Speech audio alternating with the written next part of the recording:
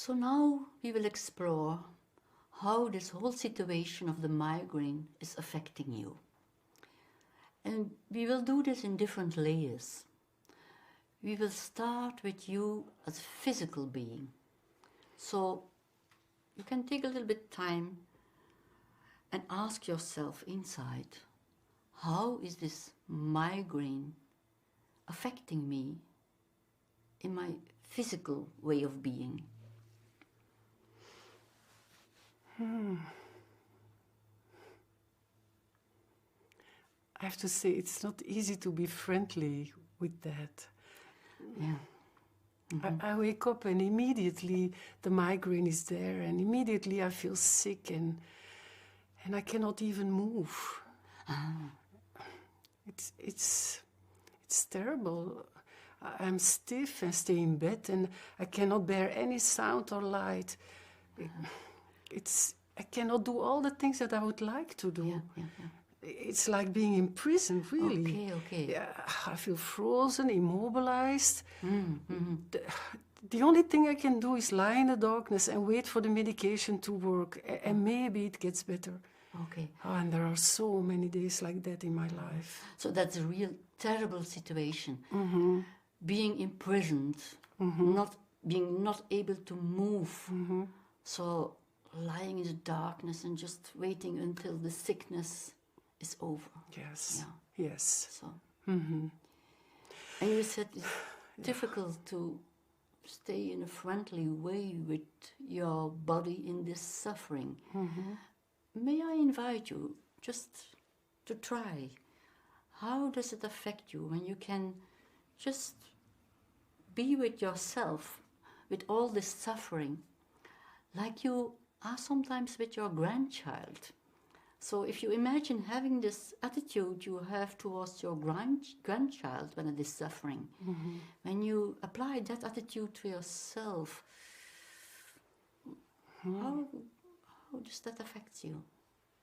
Oh, my grandchild, that's easy to feel tenderness and be very tender with her, but doing that for myself? Yes, I do understand that's more difficult. Yeah, yes.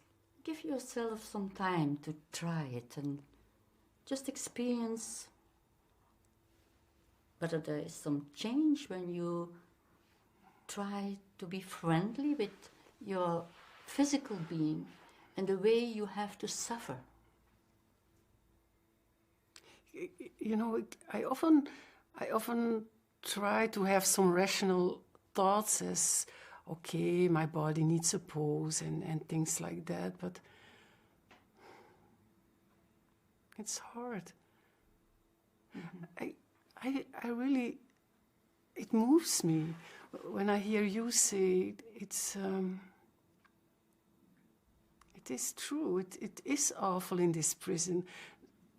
Acknowledging instead of ignoring, that makes so much difference. That was never done in my family. Okay, you are not used to acknowledge your suffering. Okay, and in your family, that was very unusual. Yes. To acknowledge your suffering. Yes. So there you learn to ignore your suffering. Yeah. Okay. Yes. Yes. So, with this issue of your family, we arrived at the social dimension. So, maybe you can say a little bit more about your experiences in your family. And how was that related to your migraine in some way?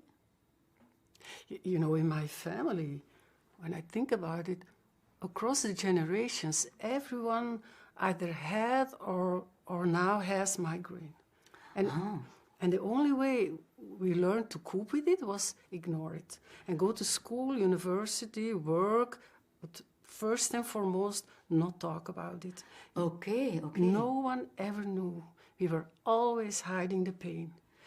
Okay, so you learned not to talk about it. Yeah. And always hide whatever was there. Yes. Yeah. So this must be unusual for you now then to talk with me about your pain. Yes, it is.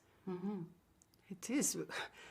When I'm talking about it, as I do now, there are always these old voices in my head telling me, but don't make it bigger than it is.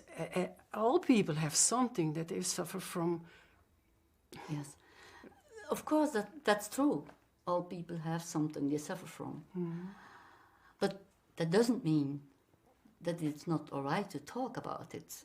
For me, talking about your suffering is more like a way of being friendly towards yourself, and recognizing your suffering can be a way to improve your well-being. So I just wonder how it is for you now that you can feel it's okay to recognize it. Yeah, it's sad. Sad. Yes. Okay. Yeah. It's sad, and I'm really not used to talk about these things, and and I also feel shame. Okay. So with these feelings of sadness, shame, we arrive in the personal dimensions. So I was wondering, your personal feelings around this whole situation of the migraine. You mentioned already your sadness, your shame.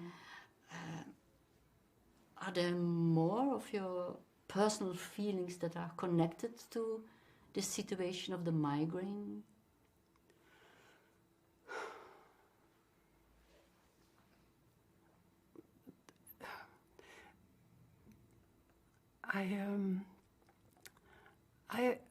There was some curiosity, like wanting to find out how all these things belong together. But now it's more or less loneliness. Loneliness. The loneliness of And not sharing. and hopelessness. Hopelessness, yes. Hopelessness also. Yeah. And you also said your curiosity and hopelessness. I was wondering, is there some connection between your curiosity, your hopelessness, or what? In what way does the migraine take away your hope? You know, I always hope for something from the outside to come and take away the pain, or that it just simply will go away overnight. Of course, you hope that there is something that can help you and that it will stop the suffering. Yeah. But you say you are always looking at the outside. Yeah, and I know it's naive, but that's what I do. I always put trust in something outside me, and and that then I end up disappointed or deceived. I never put trust in myself.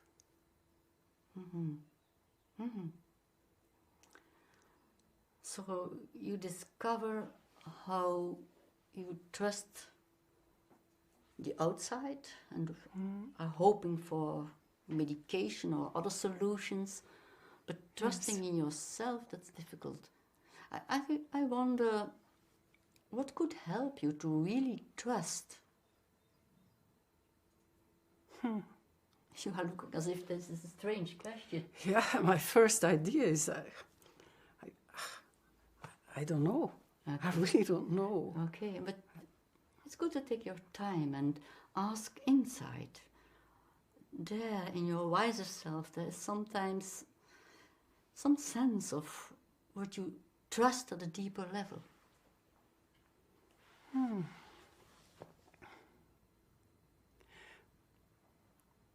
Then I think of nature.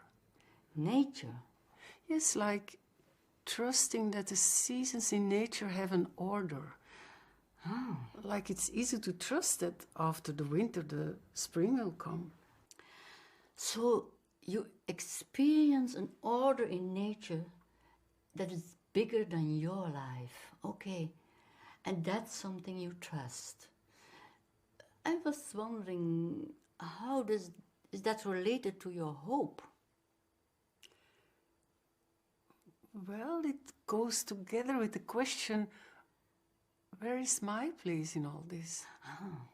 So, when I stay with the order of life, what could come for me now in the autumn of my life? Oh, that's a nice question. What could come for you now in the autumn of your life? Yeah. Yeah. As if that opens up some new perspective, or Yes, it's like a relief.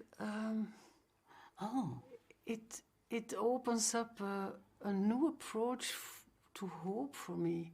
okay. Like confidence in nature and belonging to a bigger order. So if you take now a little bit more time to feel, how does that affect you when you just think of this order in nature and an order that's bigger than you, but at the same time you seem to be part of that order in nature. So how does that affect you? It fills me up with peace. Peace. You can feel peace in that. Yes. Yes. That's an important spiritual emotion. So we arrived in the spiritual dimension very naturally. Yes. Thank you for sharing and for opening up yourself to this new experience and giving yourself this new perspective that is very different from where you started by being imprisoned. Yes, it was. It is. It is. And thank you for this meeting. It really was meaningful and important to me to let a little bit of my feelings, allow it to be seen and to be witnessed. I see. Yes. I see. Thank you. Because that was very different from what you have always experienced in the past. Yes, indeed. Okay. It is. Thank you very much. You're welcome.